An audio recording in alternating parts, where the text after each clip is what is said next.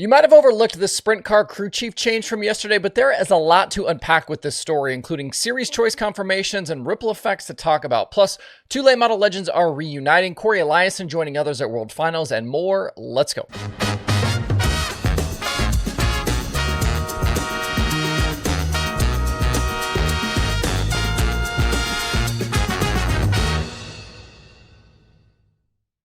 It's Tuesday, October 22nd. I'm Justin Fiedler. This is DIRTRACKR Daily presented by Kubota Genuine Parts. As we continue to follow the sprint car silly season, a few more moves came to light yesterday thanks to news from Jeremy Elliott at sprintcarunlimited.com. And like I said before, there is a lot to unpack here. One of these changes I alluded to last week on the Daily Show when I said a top driver was going to have a new crew chief for 2025, and that top driver is Brad Sweet. After 6 championships, a Knoxville National score, Kings Royal, and just a boatload of victories together, Sweet and crew chief Eric Prutzman are splitting. Prutzman will scale back his traveling schedule, but continue to be part of Kasey Kahne Racing as he moves into a role overseeing the race team. The KKR team will continue fielding the 49 for Sweet out full-time with High Limit next season, so there's team confirmation number 3. Obviously, not a surprise here, but we hadn't heard it yet, at least publicly and officially. The High Limit list for sure now includes Sweet, Dazen Pursley with Book, plus Spencer Basin in the JRMR 14. Prutzman's crew chief duties, though, are not completely coming to an end. He's going to slide over to Kasey Kahne's 9 car and lead that group when Kasey wants to race. In Jeremy's story, it was revealed that Kahne will run a pick-and-choose schedule next year, so as we continue to unpack all of this, that is a car lost from the High Limit roster. Kahne's status was one that I had heard was in doubt, and there are several reasons for it. It was obviously a tough season, with Kasey finishing 14th in the standings, just 9 top 10s in 51 starts. Crew help, also a problem on the 9 for much of the season, and let's not forget that Kahne has a young family to look after. Prutzman, I think, is going to stabilize that crew, though, along with the recent addition of Andrew Bowman, who returned to KKR after a stint in NASCAR. Remember, Bowman was the tire guy on the 49 for quite a few of the last several seasons.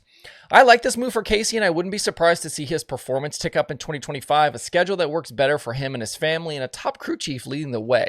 From where I sit, it's hard to not root for Kasey given all he's put into sprint car racing over his career, but Kahne likely not the first driver that's going to drop off High Limit for next season. Jumping back to Sweet, Jeremy also broke the news that Tye Wolfgang will slide into Prutzman's role as crew chief on the 49. Wolfgang has served as the car chief on the 49 in recent seasons, and this move makes a lot of sense for many reasons. Wolfgang gets the promotion he wanted, Sweet continues with a guy he's familiar with, and Prutzman is available if Wolfgang needs guidance. As much sense as this makes, though, this definitely puts some big question marks about what Sweet can accomplish next year against a High Limit field that will be very tough again. The right combination of people so vital in racing, we've seen other drivers struggle after changes like this. The most drastic one that comes to mind here recently is Donnie Schatz. Since Ricky Warner departed and that team swapped to Ford, Schatz has not been the same guy. And I'm not saying that's going to happen here, but a 23-year-old crew chief, first time out there, suddenly being thrust into the spotlight with arguably the best sprint car driver in the game, it's going to be a tough task, and this is going to be a big unknown when we start 2025. The one big difference here, though, is Prutzman is still in the building. Unlike the situation with Ricky Warner, he left completely. You can't call Ricky Warner and ask him what, we should do with Donnie Schatz. I think that's going to be a big key here. One of Wolfgang's first orders of business will be to fill out his own crew roster, as he's still got some holes to fill on that 49 squad. And at this point in the discussion, you might be thinking to yourself, but wait, I thought Justin said Wolfgang was going to crew chief the CJB5. And you would be correct, because that was the plan. Wolfgang was set to replace Barry Jackson at CJB as he is stepping back from full-time travel. That deal had been in place for several weeks, but clearly things have changed. Prutzman's decision to change roles and the chance to keep some continuity on that 49 team played a big part here, which Wolfgang alluded to in his comments to Jeremy. But even though he didn't come out and say it directly, it's hard to ignore the elephant in the room with CJB, and that's their driver situation. With Spencer Basin departing for the Jason Myers team to replace Corey Day full-time, it was looking like Wolfgang was headed to CJB to work with Justin Peck. If you're going to go get your first crew chief gig, having a wheelman like Peck in the seat, that's going to be very attractive. But as we've documented here on the Daily, CJB decided late that Peck wasn't going to be the guy, and another driver is taking the seat. So if you're Tye Wolfgang, do you stay with CJB for that other driver or forego the deal to remain with KKR and get to lead the team for a driver that's won 5 straight Outlaw titles and the first ever high limit championship? To me, the answer seems pretty easy. Unless that driver CJB is getting is David Gravel or Rico Abreu or Tyler Courtney or Carson Macedo or Buddy Kofoid or on and on, but I can assure you that is not any of those guys. I think you bail, and clearly that's what Wolfgang decided. As the Prutzman move started to get out there the last week or two, this was actually a discussion I had with some industry friends. With Peck not the driver and Prutzman out, what would Wolfgang do? And then over the weekend, I started getting messages that Wolfgang had made his decision to stay at KKR. Obviously, that seems to probably be the best choice here. And I know we still don't know the CJB driver. I would imagine it will probably be released here fairly soon. But pulling back a little bit here and kind of jumping back to the stuff with Prutzman, understand crew help is a problem across dirt racing right now. It's not just sprint car racing, but late model racing everywhere. This is a problem.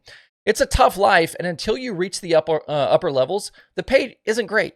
But even when you do reach the upper levels and start making better money, you're still traveling a few hundred days a year in a truck and a trailer. Eric Prutzman, one of the top crew chiefs in sprint car racing right now, and he's not an old guy. You would hope that at the top of this game, he wouldn't be pulling back like this. Jeremy even reported that Prutzman had an offer to go elsewhere, but turned it down. This is a problem that I'm not sure how the dirt racing world solves going forward. You can't just all of a sudden lop off half the schedule to make finding crew guys easier. Even with these moves at KKR, they still have holes to fill. Like I said, Wolfgang has to fill out holes on his own roster, and really the 9 car only has one guy right now. And there are rumors of others in sprint car racing potentially cutting back this offseason.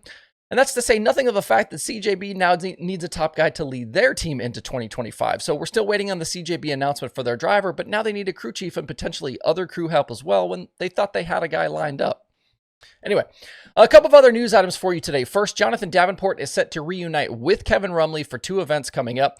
Davenport will drive Rumley's 6 car at the upcoming National 100 at East Alabama and at World Finals at Charlotte in November. This pairing of Rumley and Davenport, one of the most potent driver-crew chief combos, I think, in the sport's history.